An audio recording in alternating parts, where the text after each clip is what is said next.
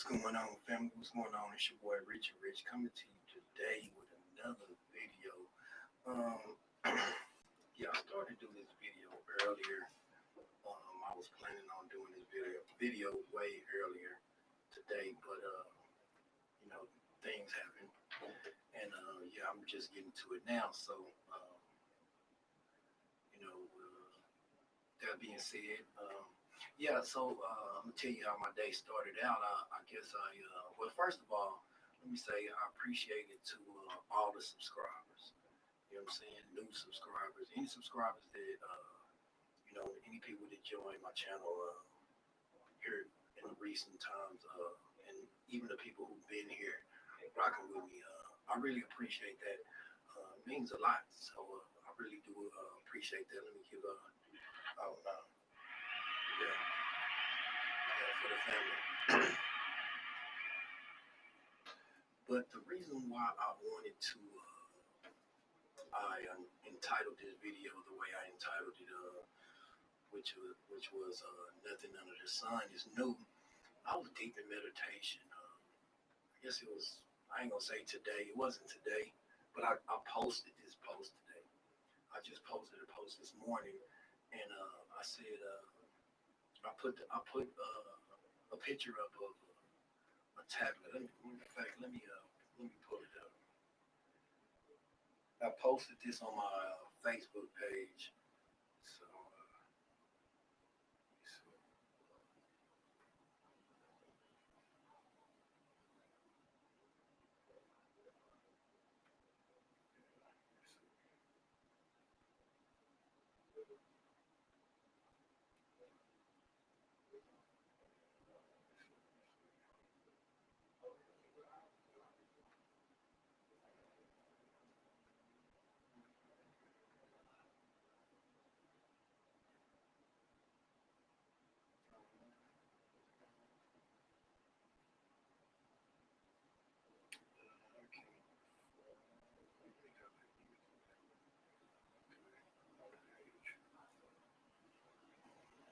okay, here we go. Let me turn it on this. I guess y'all can see this. It's a picture actually of the Emerald tablet. This right here, the green one is the Emerald tablet, and this is a modern day tablet. And when I was reading the Emerald, the book, this is actually a book called the Emerald tablet.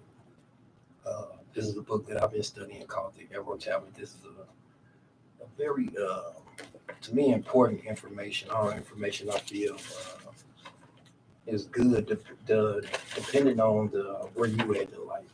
You know what I'm saying? So all information is good information. You know what I'm saying? Um, but I chose to look at. I was reading something that out of the Emerald tablet, and I was like, damn, you know. These Emerald tablets were not just ordinary tablets; they were like crystals. And so most of the even though you had information on the outside of the tablets, and people wrote on those certain tablets, you can look it up. This is actually true. So when they found these tablets, the outside of the tablets had writing on the tablets quite naturally, and but most of the information was recovered on the inside of the tablet. The tablet we know is a tablet. This is an iPad. To be so big, you know what I'm saying? But they was writing on it, this type of information and restored information. And if you think about it, uh, the same tablets that we write on today does basically do the same thing. And which made me say nothing under the sun is new, you know. Um, but we tend to look so off. But I actually, and then we look we look off the mark. I guess. I mean, for me, I guess I looked at things that really. I guess I was distracted and deterred from really accepting the truth. I guess because I was raised with everybody else's fear.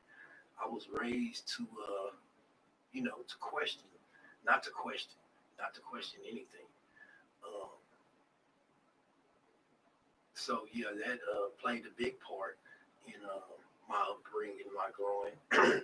But I was always like the rebel type. Um, so I've been on my spiritual journey, and I was like, man, I guess for my whole life. And then I started to find, okay, why do I act the way I act, and why do I feel the way I feel, and why am I not just satisfied with the normal question, with the normal answers that as everybody else? Because I don't just accept, oh, this is gonna be this way and no way else. Or this is how this is supposed to be. I'm like, okay, if this, why is this supposed to be like that? Because if I look at a situation, I always try to simplify it for myself. If I whether it's information that I'm trying to obtain, or whether for anything, I always and if I got to carry out this task, I always try to simplify the same task that you're doing. So your work to you, you may be doing it one way, but I always try to make it easier for me. You know what I'm saying? Because I move different. You see what I'm saying? And I started looking at times, times and years, and history. I mean, being on my spiritual journey is not it's afforded me the opportunity to look further in everything, um, to not disregard anything, because as I was saying last time that I recorded that, you have to take the good with the bad. A lot of people don't understand why bad things, you can just been unprayed or whatever. Most people are Christians. Um, Nothing wrong with it. I'm not a Christian, but I'm just saying most people are Christian or whatever religion you're from. You pray for whatever you pray for, and you don't get what you don't get it right off the muscle. But then before you get it, it's a lot of bad things start happening, and a lot of people told you that's how you know something good is about to happen, because all the bad is coming. Um, well, that is true, because we don't look at the situation as um, good is opposing of bad. It's the opposite of bad. Um, so you cannot have one without the other. Um, if you call in good, then bad is also coming, because they attach the two, just like you can't have left without right.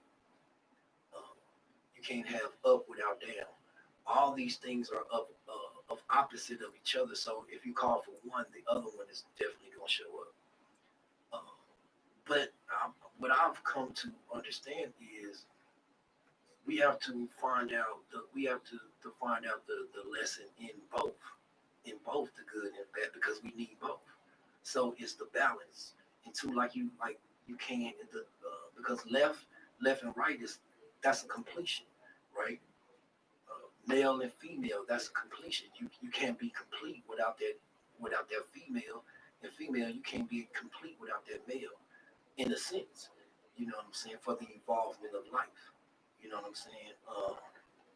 So yeah, but I don't want to lose focus. But let me see. But yeah, so it had me just searching and really looking, and I'm a big advocate of information, and so I was reading this book. Uh, let me get. I was watching, looking at this brother online, and he was talking about star children and indigo children and crystal children and rainbow children. And I'm like, okay, I've heard about these certain type of these certain names that was being called, just like I heard of the dwellers and the watchers and the kingsmen and all these different names. They kind of played. Either I saw them in a movie, or there's something of significance, because a lot of time, 9 out of 10, you probably heard or seen that name in a movie of some sort. Um, but it made me always question, if this stuff doesn't have any importance, why do they keep on jugging at it? Why, even though I know now that Jesus never existed, but why do they keep on using this energy? Why do they keep on using his name? Why do they keep on invoking his name? Um, but I understand that that it's power in words, and it's also power in one or two or more people touching and agreeing upon the same thing. If you put your energy in something, um, just like a job, well, I'm just take it. I'm gonna simplify it as a job.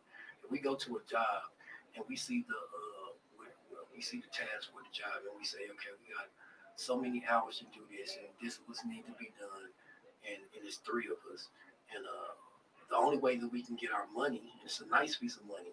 I'm gonna say it's a nice piece of money, something that can make you that you want that you need that money, and it's over what you needed. So you're gonna go ahead and everybody gonna be like, okay, I'm gonna do this, you do this, and do that, and then we all come together. See, so that's everybody agreeing. We touching and agreeing on something. That's the same thing spiritually was. So things in words, people in words, and the energy that you give things life. Um, so yeah, so I'm looking at my age and I'm like, damn, I waited all this time. I'm like 40, I'm 43. I'm 43 years old, just turned 43, you know what I'm saying? And it's like a lot of things held me back because I didn't want to, the fear of what everybody else thought. Uh, me not, me, me letting somebody else's words really weigh on me. I didn't really know the importance of how somebody else's words would affect you until I looked at how the words and the things that people said to me affected me. Um, and to be honest, it still affects me to this day. So these are things that I'm trying to be that I'm trying to be mindful of. But I have to forgive in order to move on because what if that person didn't even realize that they was causing that type of damage? What if they didn't really realize the damage and how much damage they were causing to you by their words? So that's how I look at it. That's how I look at a lot of things. A lot of and a lot of hurt people hurt people. You know what I'm saying? But what if that person thought that the love that they was giving was actually hurt? So what they thought they was giving you, they thought they was. We'll call it tough love. We'll try to case that up real pretty, but really that's uh, hurt emotions. And so I've looked and reflected on all that. Being born in the '70s, we had like the '60s. You call those if you look back in history, they call people in those times in that era the flower child. About the '70s, mid '70s were like the indigo children. Then we have the crystal children, I guess rainbow children, so on and so forth. But my age bracket lines up with indigo. And when I looked into indigo people, it was a lot of the characteristics and the things that I actually went through in my life.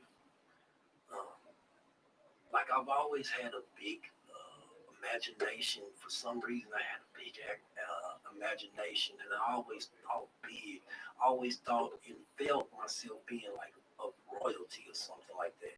No cap, just not that I was better than anybody, but it was like I was better than what I was getting. I was better than just the average. And like my mother, she used to be like, "Why you not here?" Be like, "No, I don't want that." You know what I'm saying? And I just didn't want what I didn't want. I felt like if I wanted something, that's what I wanted. I didn't want what you gave me. I want what I want. You know what I'm saying? I felt a sense of entitlement. Um, but then it's a lot of things that in my life where, like in school, I used to the information that I was retaining did not hold my interest.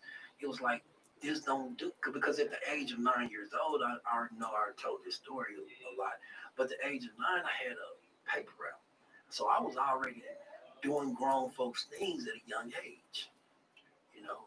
So the things that I was learning in school, I felt like I already knew them because I learned a lot of that shit on the streets, you know, just observing just my everyday people in my everyday environment. I learned a lot of that stuff on the street. So when I used to go in and do my work, I used to do it so fast and get it right. My teacher used to get mad because I'm on to the next thing. I don't, you know, once I find out how to do something, oh, okay, yeah, I ain't gotta do it the long way. You want me to break this down, do this? I ain't gotta do this. I know how to do this without this. Boom, boom, boom. That's it. I ain't. Oh, not a lot. So a lot of teachers used to fail me because they wanted me to do things step by step by step. And they were like, "We want you to show your work." I ain't gotta show my work. I know the answer. I know how to cut through that. I know how to break it down to a little denominator and get my answer. But they didn't like that, you know. So a lot of times they would give me a failing grade because I voiced my opinion too. You know what I'm saying? They like, "You gonna do that?" I'd be like, "No, I'm not." No, I was always that type of person. But what that brought in, where they used to say that, they used to tell my mother that, oh well, he's not ADD, but every time he finished with his work, he always doing this and he's doing that. He's a busybody. They called it hyperactive. And then they try to say, then they try to put the label on me of schizophrenic. You know, it's because I used to have a bad attitude. And they said bipolar, bipolar. You know, because I had, I was always the little guy, and I just didn't really take no mess from nobody. Yeah, I wasn't scared. You know what I'm saying? So I'm gonna fight, regardless. I'm gonna fight. I really didn't do too much talking, and I really couldn't crack jokes like that, but I could fight. That's one thing I could do. So I would always lean on let's fight. You know, and I would hit you first too. You know what I'm saying? I wouldn't even give you time I hit first whoever it was. It didn't matter. No, but it didn't matter how big you was or nothing. But um, yeah, they boxed me in and try to suppress my creativity. And for a long time, I felt ashamed about the way that, because nobody ever asked me. Nobody really never sat down and took the time to really ask me. What they did was they listened to everybody else and determined, and they made the decision based on everybody else's opinion. But not one time did they ask me in none of the situations. So I feel like I feel ostracized. I feel betrayed. I feel embarrassed because it wasn't that I was a bad kid. It was just I was misunderstood. You know what I'm saying? And they try to suppress me by putting me on all type of medicines, which took me outside of myself, which made me be somebody else, which made me ended up but in return it forced me on being outside of myself, being able to meditate and be able to look at myself outside of myself because of the medicines that they gave me. Uh, and at first, I didn't understand. I didn't understand. I remember a joke Cat Williams had said. He said he put his son, and that one of the drugs I was on Ritalin. So he said he put his son on Ritalin, and then he said, his son used to run around, do this, do this, do this, and then his son wasn't doing nothing. And then he said, "Son, what you sitting there doing?" He said, "Thinking." He said, "Well, what you thinking about?" "I'm thinking about running." And it's funny as that was for me. That kind of hit a nerve because that was me. I was that person at one time where I was outside of myself. I wasn't myself. You know what I'm saying? But nevertheless, it forced me to look at everything. It put me in another place. It took me somewhere else. And although I didn't understand it at that time, I understand it now. And yeah, I appreciate it. But what's going? I'm gonna bring it back up because now all this coincides of the information that we've been told. Um, so I was reading the Emerald Tablet earlier, and I came across this part. Uh,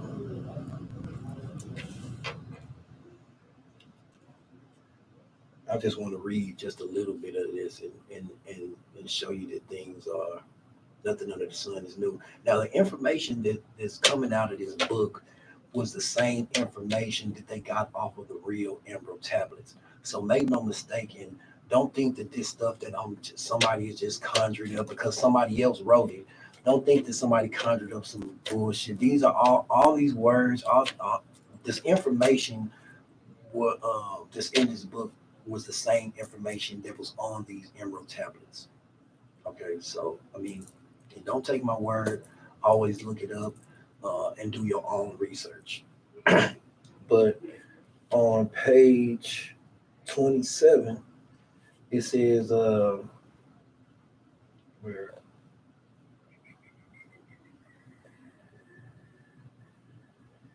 Okay, it says, Thor gathered together the records, right? It says Thor gathered together the records.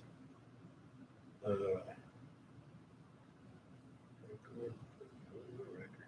of scientific instruments and machines and machines and with the wise man of Atlantis entered the spaceship and flew to Kemet, right? That's one thing that was one thing that mind boggled me right there. And if you look at some of the hieroglyphics, excuse me on that pronunciation. But if you look at some of that information, then a lot of the paintings that they had, you would always see spaceships.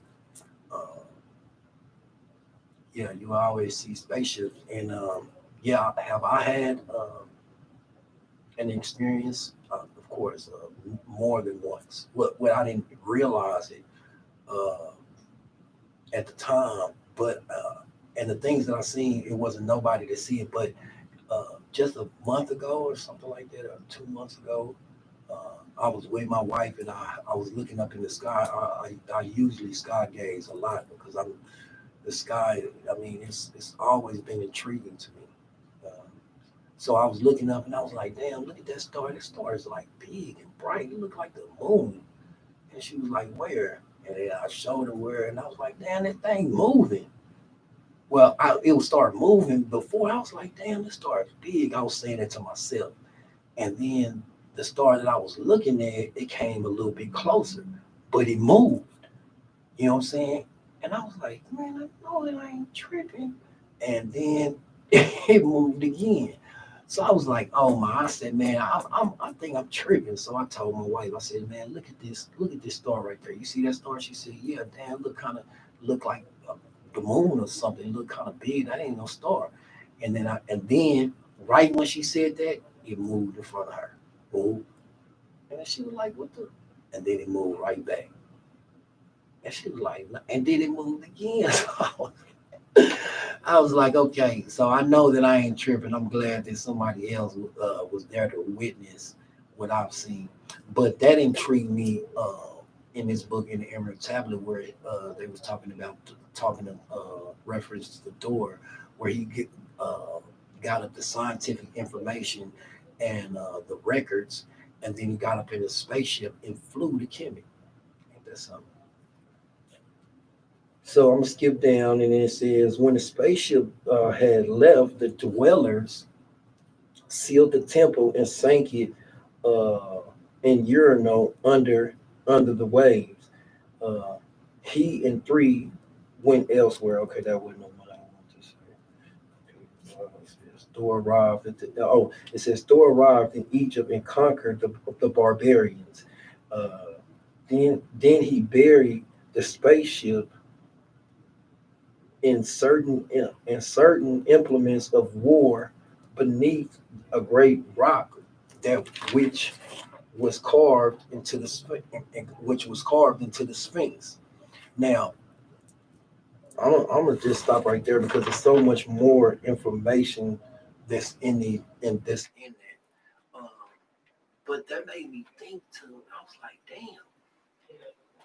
So it was like, okay, so that's why they always in Kemet, or that's why they always in the Sphinx and all these different hieroglyphs or whatever, temples, and they always digging up all the mummies and everything, uh, because of the information that's in there that they notice in there that they looking for. But this information is not just is not going to be privy to everybody. Um, so it's like, damn, it made me really look at everything. It made me question everything. It made me really in order to do that, I had to face my own fears, because saying things like this and talking this type of talk is kind of like, damn, it's kind of like you would talk to fear these type of things. Um, but when you look at it, and it's like nothing to fear. I guess to really move forward, and to really be able to understand myself, I really had to, and to understand everything else and everybody else, and why the things happen, and why am I this, and I had to really look at myself. I could have very well went to a psychologist and asked them about me, but that's kind of it's kind of crazy. That's kind of crazy how we always search for information from somebody else who don't even know us. We look for, like I said before, we look for information about us from somebody who don't even know us. Um, but we're afraid to listen to self, because I guess we're afraid that we're gonna be right. For me, I guess that was the whole case. I was so afraid that I was gonna be right. But why? I had to ask myself that question as well. Why was I afraid that I was going to be right? Because it was going to, in the answers, because it was going to make me be responsible. It was going to make me take responsibility for my actions as well as my words, how I treated people, how I even treated myself, and how I looked at everything else. It was going to make me take responsibility for that. Because I very well don't want myself hurt. And if things and words and different things hurted me, why would I want to spread that to anybody else? Uh, I want a certain type of love, but how can I want a certain type of love if I'm not willing to give that love out? You know. So it made me take accountability of my actions. It made me look at everything and say, you know what? If I really want something changed, if I really want to change who I am, I can't wait for anybody to change. I have to be willing to change myself. Listen, nobody can mysteriously do this. You have to do that work within your own self, right? Um, and that's just what I've been doing. Uh, yeah, and you know, shit, I've been studying everything: metaphysics, science, law. Well, I'm getting into law now. Um, but yeah, it made me look at everything. It made me look at everything, because now it's like when you start looking at yourself, you start to see that nothing around. I start to see that nothing around me really adds up for what it really is. Is it anybody's fault? Of course not. It's nobody's fault, because we all have that one free thing. Is choice. We have the choice. Um, but has this road, and it's not an easy road, because it's so many distractions within life, within your own personal self. Um, if I never did my shadow work, if I never did my shadow work, then the things that I've seen, the things that I've come against, and about 2 years ago, I would have said, yeah, I would have been like, nah, I'm never doing nothing like that. That's crazy. I would have looked at you crazy if you would have said 2 years ago, oh, you gonna be doing this and you're gonna be doing this, and I've been like, hell no, nah, that ain't me. because I was so caught up on the Bible. But then, when I really start to say, okay, fuck this, everything's still the same. Something ain't right. Something ain't right. And every time I took another approach, it led me somewhere else. It led me deeper down into a rabbit hole until I got enough courage to just look behind the curtain instead of going in all these holes. Just look behind the curtain.